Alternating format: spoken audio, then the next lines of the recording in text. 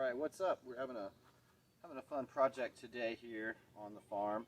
We're going to be rendering leaf fat, pork leaf fat, to make lard. So what's leaf fat? Leaf fat is the fat that's inside the pig's body cavity, around the organs, around the viscera, especially around the kidneys. It's the purest fat. It's the most white, clean fat in terms of not being combined with a lot of meat and stuff too. It's distinct from the fat back, which of course is on the back of the pig under the skin, and the pork belly fat, which is where bacon comes from. So both of those forms of fat have a little more meat associated with them, and so they have a more like ham or bacon flavor because of that meat. But the leaf fat is really, really pure, and it makes the best lard, especially if you like to use lard for baking, like making pastries and stuff like that. It's good for frying stuff in a skillet. It's good to put in greens or with beans, but it's also good if you're a baker. So here is a package of leaf fat from one of our pigs. You can see that it's pretty white. There's little traces of meat here and there. So what I'll do is trim those off to get any traces of meat and just pure fat. Cut it up into little cubes, probably about 1/2 inch to 1 inch size cubes. Chop it up, and then we're going to heat it here in this big stock pot at low temperature, probably ideally around 220 degrees Fahrenheit. I'll try to keep it around that temperature for probably 2.5 to 3 hours, and that will render that fat.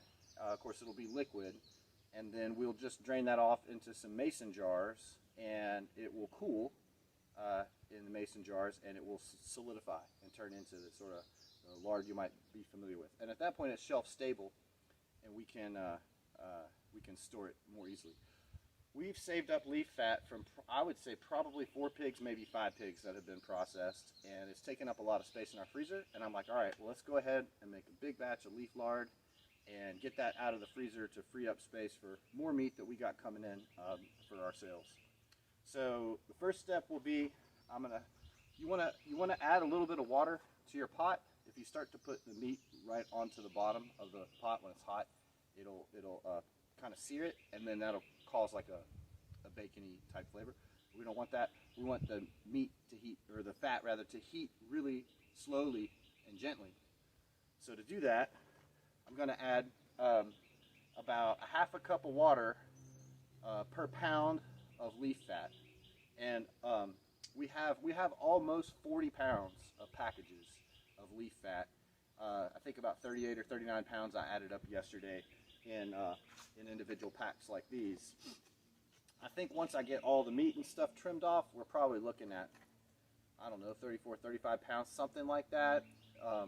But basically what it works out to is, if I put about 1 gallon of water in the bottom of this pot, start heating that up, and then start adding the chopped up fat to that, over the course of the boil, of course that water will be removed, but it'll keep the fat from burning on the bottom of the pot. So anyway, I'm going to start chopping up leaf fat, and I'm going to start heating my water, and then I'll show you the process as we go. All right, so here's what some of the fat looks like when I'm cutting it up. This is the real pure white leaf fat that we want to get and chop up. I'm starting to chop up small pieces here that are going to go into the pot to get rendered. And if there's any little bits of meat, things like that, trim that away.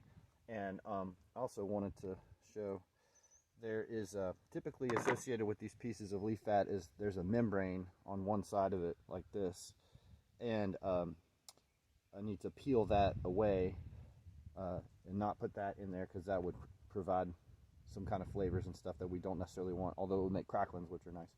And then I just try to peel off the excess fat that's stuck to the membrane as best I can, and separate that and put that in here for rendering. But anyway, just you'll want to pull off the membrane. Alright, so I got all the fat cut up and the membranes and the meat and bits trimmed away for the most part, and it took a long time to do all that. It was, like I said, it was close to 39 pounds of packaged material. I probably ended up with about 32 or 34 pounds or something like that when it was all said and done in the pot. And it looks like the water is just about boiled away now. Pretty much has boiled away. And now we're just boiling the fat. So we'll keep an eye on it. All right, we're about 1 hour or so into the boil. It's doing good. I think most of the water is gone by now, and we're just cooking down the fat. All right, I'm at about 2 hours now. Bubbling is starting to slow down. I actually boosted the heat up a little bit, and the level of the fat's just below the temperature probe that's mounted in the kettle.